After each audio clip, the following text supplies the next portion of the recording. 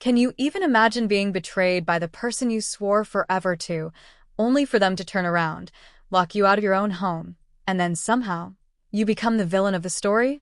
Because that's exactly what happened to me, David, and honestly, my entire world got flipped upside down in an instant.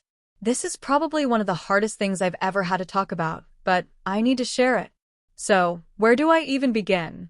I guess I'll start from the day everything crashed down around me, about 6 months ago. I remember finishing a long day at work, exhausted, just wanting to relax. I poured myself a drink, thinking it was just another normal evening. Little did I know my life was about to explode. I got a text from Rose, Alice's sister. Now, our families are pretty close, so it wasn't weird to hear from her. But this message?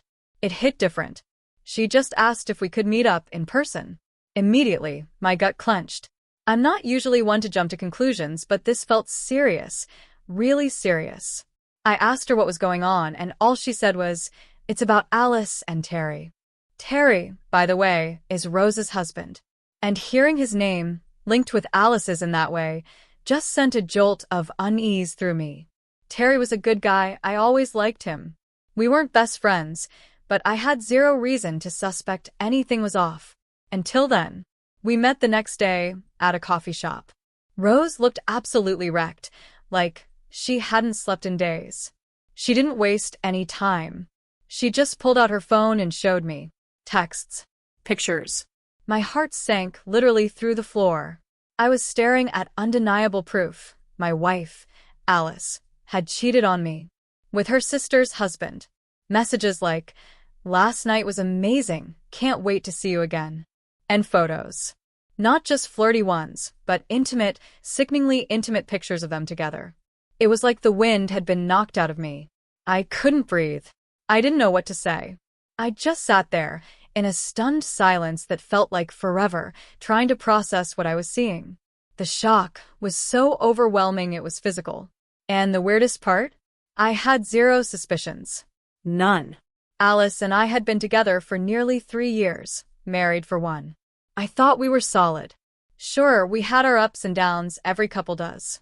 But nothing, that would make me think she'd betray me. Especially not with Terry, of all people.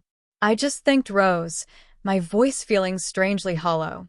Then I walked out of that coffee shop, completely numb.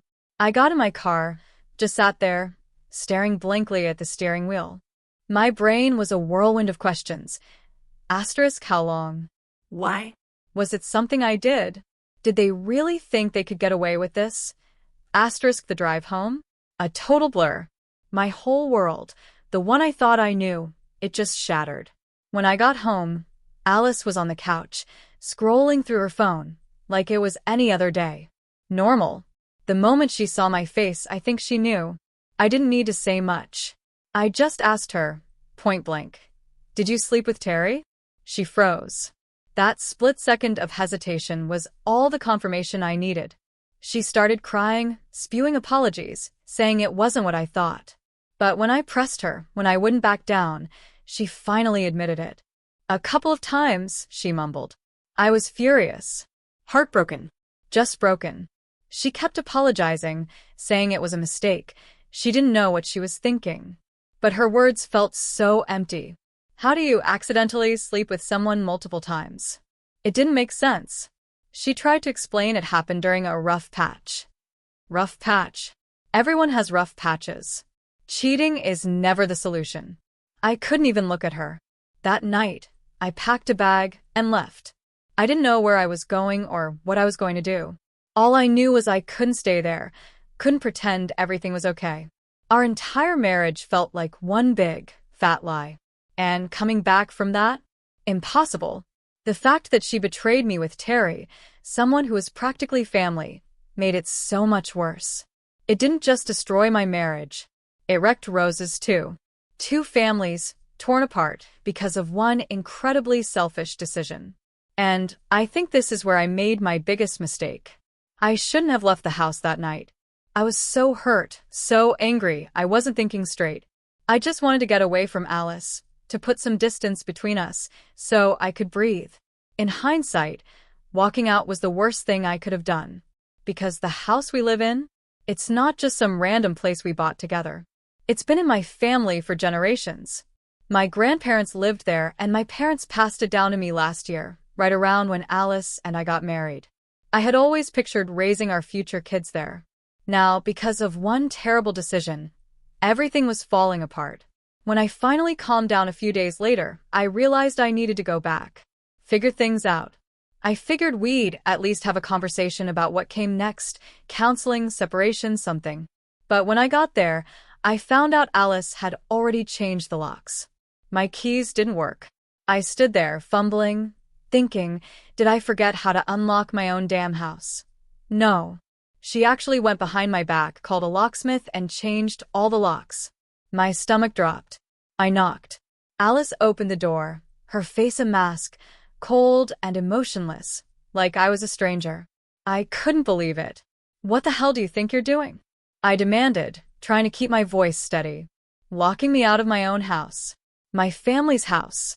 She just shrugged, so casually it made my blood boil. You left, she said. So, I thought you weren't coming back. Her words were like daggers. As if she was the injured party. As if I was the one who betrayed her. This was unreal. I told her I wanted to come inside and talk, but she refused. Wouldn't even let me step past the doorway. I stood there, arguing. This is my house. I have every right to be inside. She just cut me off. If you don't leave, I'll call the cops. I thought she was bluffing. Honestly, we'd been together for years. Married for one. Call the police?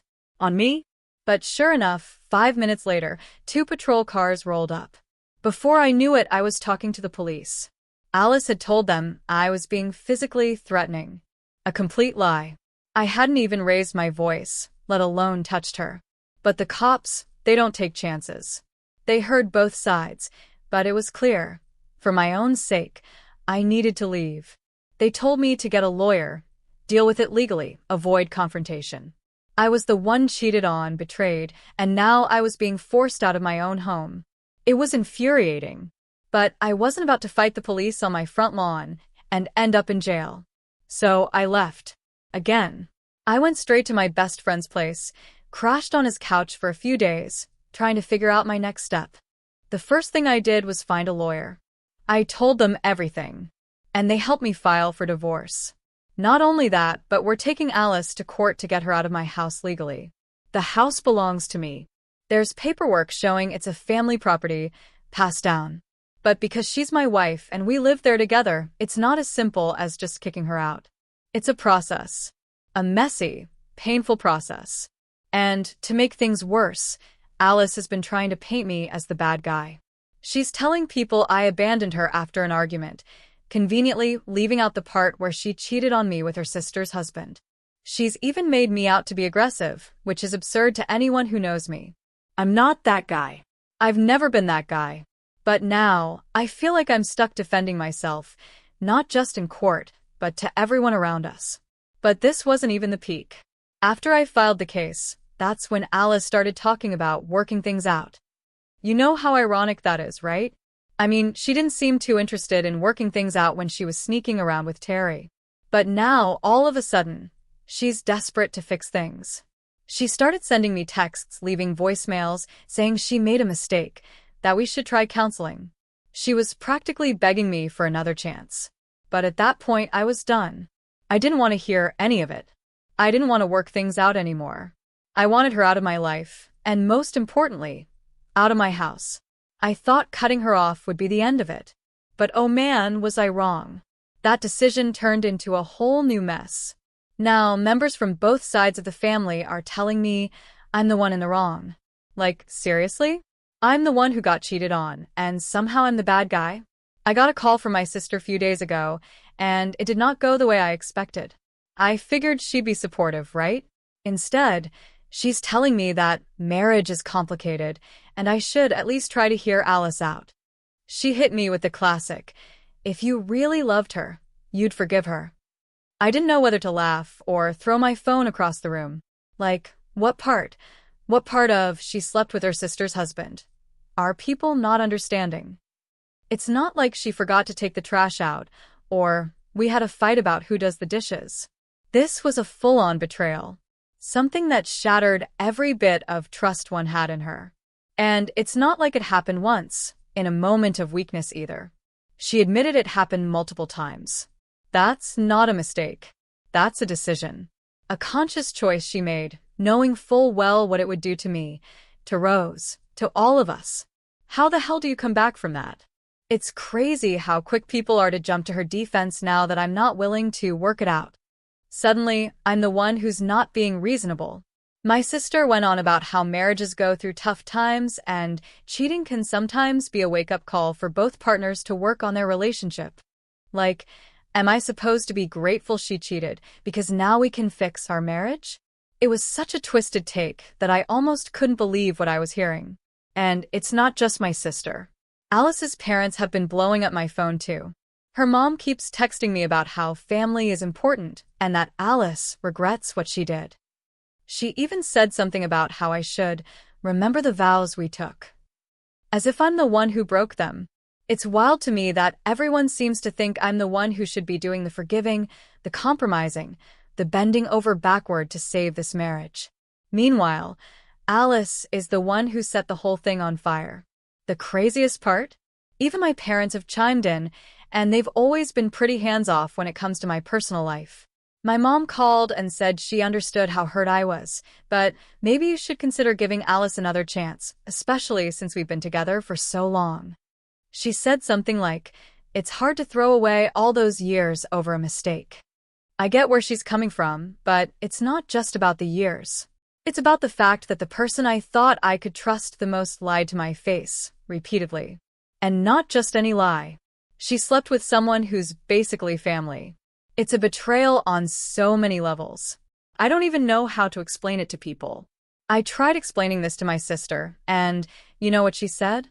Everyone makes mistakes. You have to decide if her mistake is bigger than your love for her. And honestly, that pissed me off more than anything. Like, it's not about how much I loved her. I did love her, with everything I had. But that love isn't some magical thing that erases what she did. There are consequences for actions, and she's facing those consequences now. I'm not going to sacrifice my self-respect and sanity just because we have history together. This pressure from all sides has been brutal. But then, I remembered something some of you guys suggested. Reach out to Rose. So I did. And thank God I did. She said she's been getting the exact same pressure from family and friends, people telling her forgiveness is key, and she should give Terry another chance, especially because of their kids. Can you believe that? But Rose, being the strong woman she is, blocked all those people. She's fully committed to moving on, not letting anyone guilt her into a toxic situation.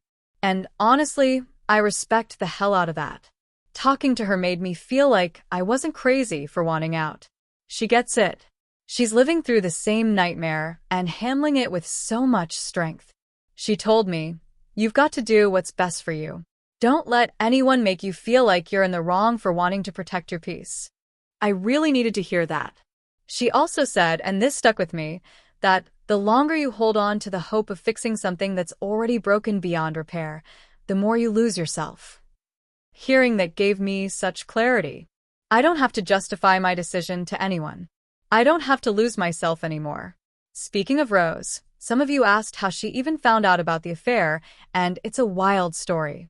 Alice and Terry worked in adjacent offices, so them grabbing lunch wasn't unusual. Rose trusted them. Why wouldn't she? But then, she started noticing strange, small, recurring charges on Terry's credit card, always near their offices. She assumed it was lunch, brushed it off. But something felt off. Then one day, picking Terry up from work, she saw the name on the sign again. Except it wasn't a restaurant. It was a hotel. Her stomach just dropped. All those lunch charges suddenly made a sickening kind of sense. She didn't confront him immediately. She waited until he was asleep, checked his phone, and there it was. Texts, pictures, videos. Everything. They weren't just flirting. They were sneaking off to that hotel regularly. Her world shattered in front of her. That's when she called me. Another thing that everyone loves to bring up lately is the complicated relationship Alice's parents had. I swear, It feels like every conversation turns into some weird therapy session where I'm supposed to unpack her family's baggage instead of focusing on what she did to our marriage. Alice's dad passed away a few years ago. From what Alice told me back when we first started dating, her dad was a good guy, but he wasn't exactly the type to stand up for himself. He knew about Alice's mom cheating on him for years, but he never left her. He just kind of let it happen, like he was too tired to fight or didn't have the energy to change things. It's sad, really, because from what Alice said, it wore him down over time. By the end, he wasn't the same man he used to be. When Alice's dad passed away, Alice and her mom didn't have much of a relationship left. They had drifted apart over the years, and Alice never forgave her mom for how she treated her dad. I remember Alice telling me how much she resented her mom for being so manipulative and selfish.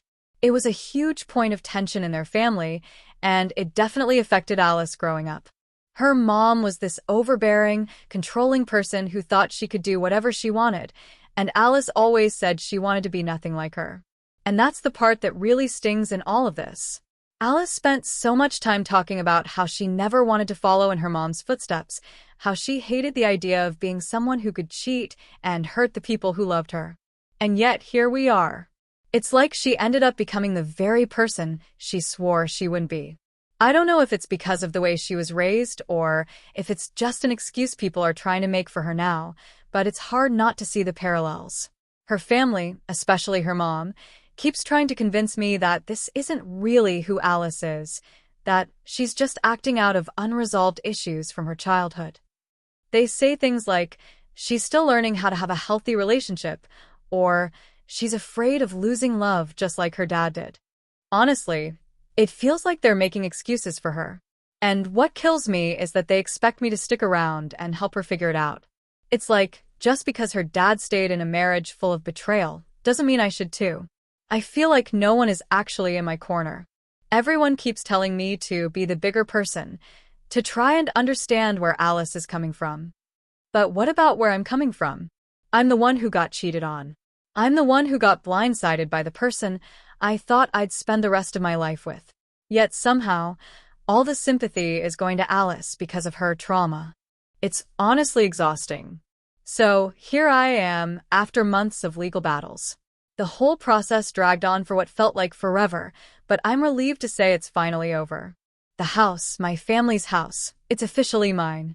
Alice tried to argue she deserved part of it, but the fact that it's been in my family for generations worked in my favor. It was stressful, though. Alice tried to play dirty, throwing accusations, even hinting I was emotionally neglectful. A low blow, I thought, for someone who cheated. But in the end, the judge saw through it. The ruling was clear. The house is mine. Alice was ordered to move out. Watching her pack up and leave was surreal. A part of me felt immense relief, like a huge weight lifted. But there was also this weird, heavy sense of finality. It was like the last chapter of this painful story was closing, watching someone I once loved walk out of my life for good. We're officially divorced now. It feels good to say it. It's still strange thinking of her as my ex-wife, but I guess that's normal after so long. The only downside is I do have to pay her some money.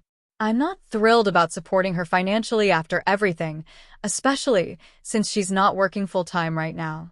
But honestly, it's a small price to pay to have her out of my life and finally begin to heal. So, that's my story. It's been a whirlwind, filled with so much betrayal and anger, but also a lot of learning. Have you ever faced something like this? Been blamed for someone else's mistakes? I'd really love to hear your thoughts down in the comments.